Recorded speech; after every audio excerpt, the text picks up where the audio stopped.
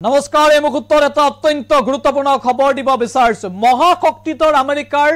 ৰাষ্ট্ৰপতি হিচাপে নিৰ্বাচিত হ'ল ডনাল্ড ট্ৰাম্প পিছে ডনাল্ড ট্ৰাম্প ৰাষ্ট্ৰপতি হোৱাৰ পাছতে এতিয়া বুকু কপিছে বহুতৰ ডনাল্ড ট্ৰাম্পে শপত লোৱাৰ প্ৰাক্ষণতে যেন এতিয়া মধ্যপ্ৰাচ্যৰ বহু ৰাষ্ট্ৰৰ বুকুত কপনি উঠিছে কাৰণ মহাশক্তিধৰ আমেৰিকাৰ ওপৰতে নিৰ্ভৰ কৰিছে বিশ্বৰ দুটা প্ৰান্তত সংঘটিত হৈ থকা দুখনকৈ যুদ্ধ আৰু এই সন্দৰ্ভত আমাৰ এক বিশেষ প্ৰতিবেদন আগবঢ়াইছে আমেৰিকাৰ ৰাষ্ট্ৰপতি হিচাপে ডনাল্ড ট্ৰাম্প নিৰ্বাচিত হোৱাত এতিয়া বুকু কপিছে মধ্যপ্ৰাচ্যৰ বহু ৰাষ্ট্ৰৰ কিয়নো সলনি হ'ব পাৰে যুদ্ধৰ পৰিৱেশ বিশ্বৰ দুটা প্ৰান্তৰ যুদ্ধৰ পৰিৱেশ এতিয়া নিৰ্ভৰ কৰিছে আমেৰিকাৰ ওপৰত এফালে ইউক্ৰেইন ৰাছিয়া আৰু আনফালে ইজৰাইল ইৰাণ এফালে ইউক্ৰেইন আৰু আনফালে ইজৰাইলক সহায় কৰি আহিছে আমেৰিকাৰ বাবে ইউক্ৰেইনৰ ওপৰত যেন কিছু নৰম হৈ আছে ৰাছিয়া একেদৰে আমেৰিকাৰ ভয়তে যেন ইজৰাইলক আক্ৰমণ কৰিবলৈ সাহস কৰা নাই ইৰাণে কিন্তু এতিয়া আমেৰিকাৰ ৰাষ্ট্ৰপতি সলনি হ'ব ডনাল্ড ট্ৰাম্প ৰাষ্ট্ৰপতি হিচাপে নিৰ্বাচিত হোৱাৰ পাছতে এতিয়া ভয় বাগিছে বহু ৰাষ্ট্ৰৰ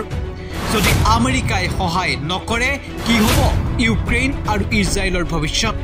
শেহতীয়া তথ্য অনুসৰি পৰমাণু বম বনাবলৈ হেনো সাজু হৈছে ইউক্ৰেইন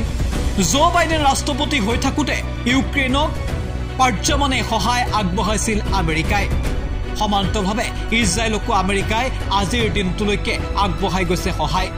কিন্তু আমেৰিকাৰ বৰ্তমানৰ ৰাষ্ট্ৰপতি জো বাইডেনৰ অৱসৰৰ দিন সমাগত জো বাইডেনৰ অৱসৰৰ পাছতে আমেৰিকাৰ নতুন ৰাষ্ট্ৰপতি হিচাপে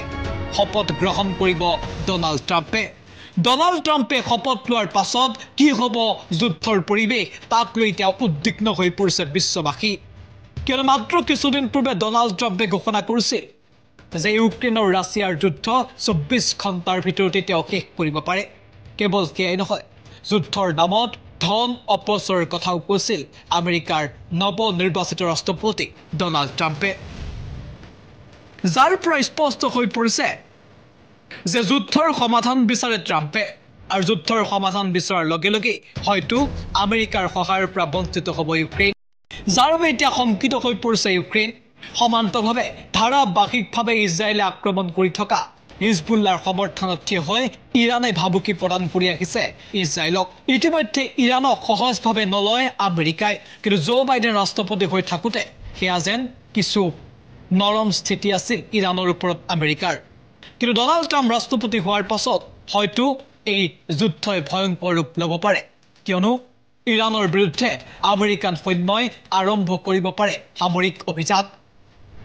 এনেধৰণৰ চৰ্চাক লৈ সমগ্ৰ বিশ্বজুৰি এতিয়া ব্যাপক প্ৰতিক্ৰিয়াৰ সৃষ্টি হৈছে তাৰ মাজতে চৰ্চা লৈ আহিছে যদি আমেৰিকাই ইজৰাইলক সহায় নকৰে তেতিয়াহ'লে যুদ্ধৰ পৰিস্থিতি কেনেকুৱা হ'ব